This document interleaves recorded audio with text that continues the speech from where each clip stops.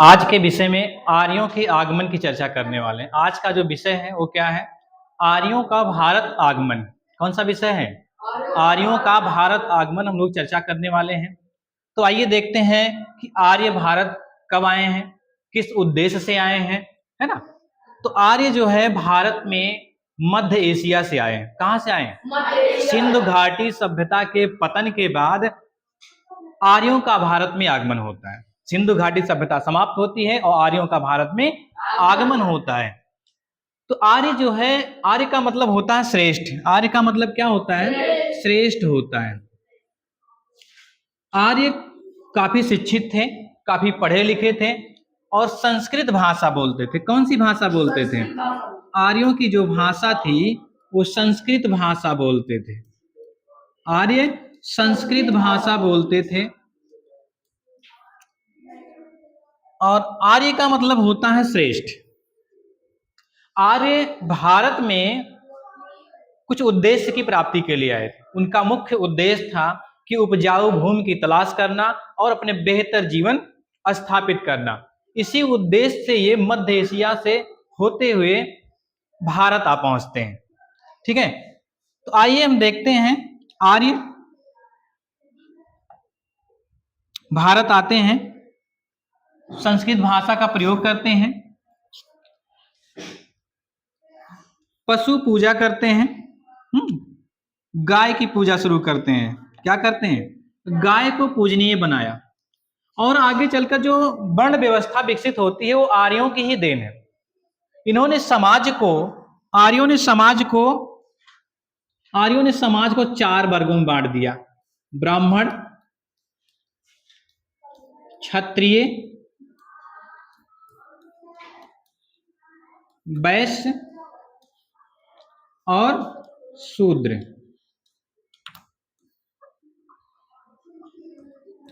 ये वर्ण व्यवस्था किसकी देन है?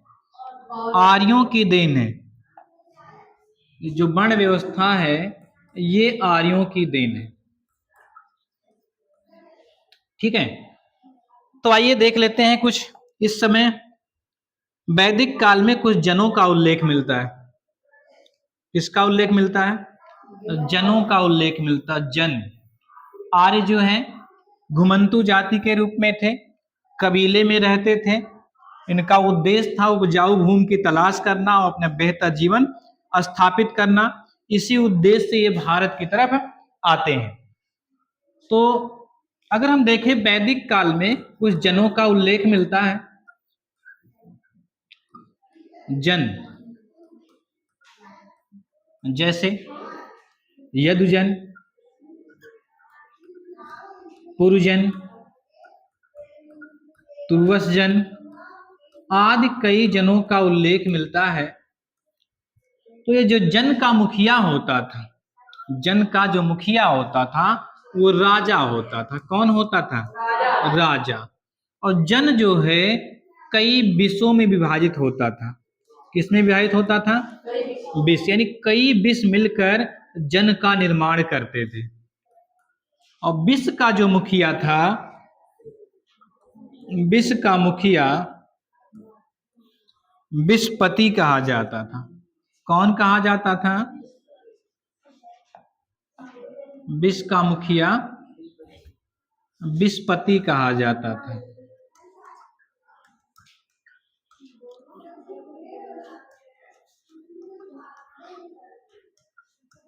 और जो विष था वो कई छोटे छोटे ग्रामों में बटा हुआ था, अर्थात विष का निर्माण ग्राम से मिलकर होता था।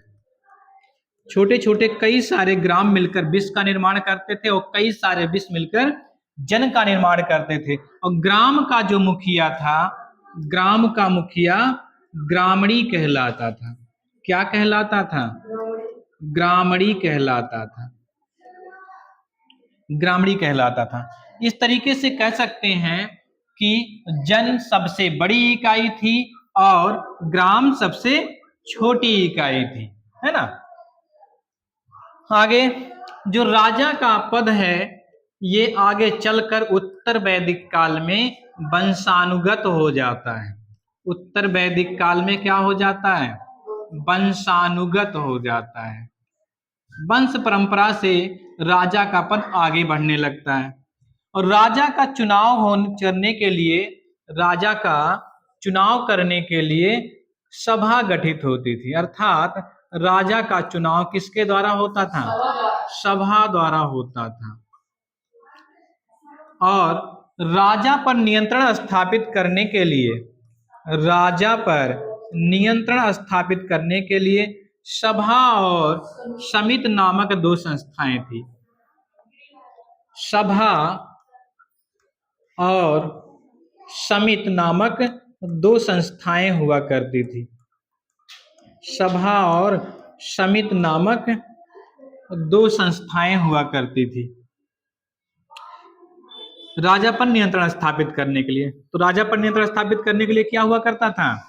सभा और समिति हुआ करती थी। और राजा का चुनाव किसके द्वारा किया जाता था?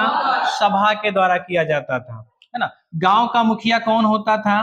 ग्रामीण होता था। और जन का मुखिया कौन होता था? तो राजा होता था। सबसे छोटी इकाई क्या हुआ करती थी? ग्राम हुआ करती थी। क्लियर?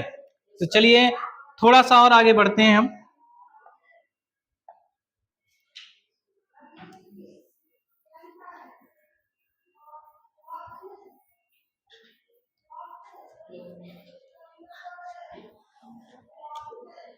गाय को पता ही है, गाय को क्या कहा गया है?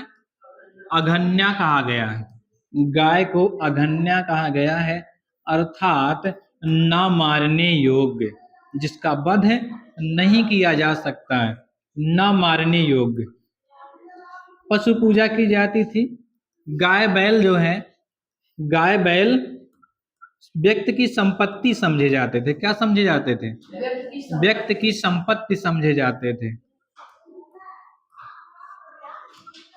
वर्ण व्यवस्था आ ही चुकी है, वर्ण व्यवस्था आ ही चुकी है, आर्यों की देन है।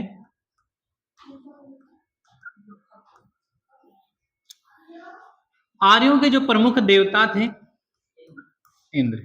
आर्यों के प्रमुख देवता इंद्र हैं।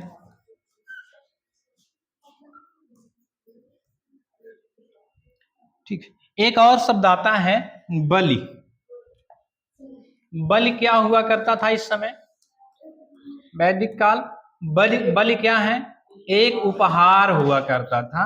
राजा को स्वेच्छा से दिया जाने वाला एक उपहार हुआ करता था, अर्थात उपहार कर कह लीजिए, है ना। एक तरह का टैक्स होता था जो स्वैच्छिक था। कैसा था ये? स्वैच्छिक कर था, राजा को दिया जाता था। तो बलि क्या था? एक स्वैच्छिक कर था, एक उपहार कर था। आगे थोड़ी चर्चा हम कर लेते हैं रामायण और महाभारत की।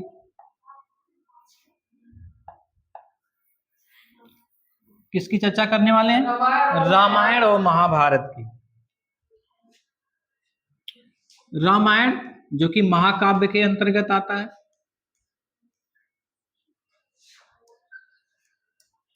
दो महाकाव्य हैं महत्वपूर्ण। रामायण की अगर हम बात करें तो रामायण किसने लिखा है? महर्षि वाल्मीकि ने लिखा है।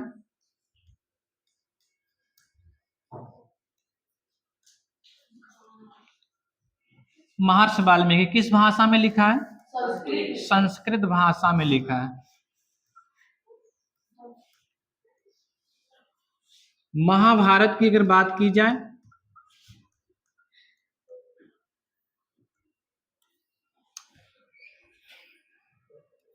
महाभारत किसने लिखा है? वेद व्यास ने लिखा है। महाभारत में क्या भैया?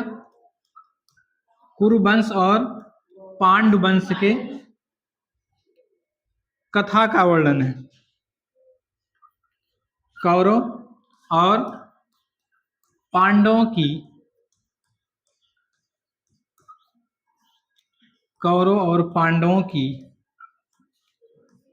कथा का वर्णन है। कौरव और पांडवों की कथा का वर्णन है।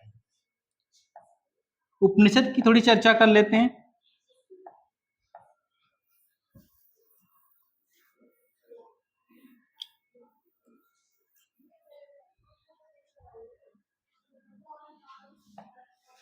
उपनिषद।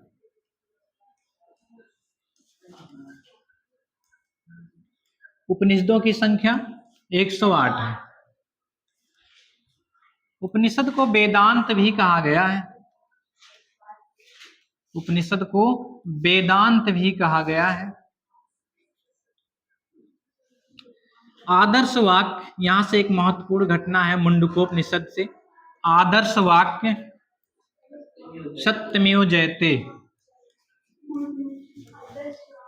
सत्यमेव जयते कहां से लिया गया है? मुंडक उपनिषद से लिया गया है। कहां से लिया गया है? मुंडकोपनिषद से लिया गया है।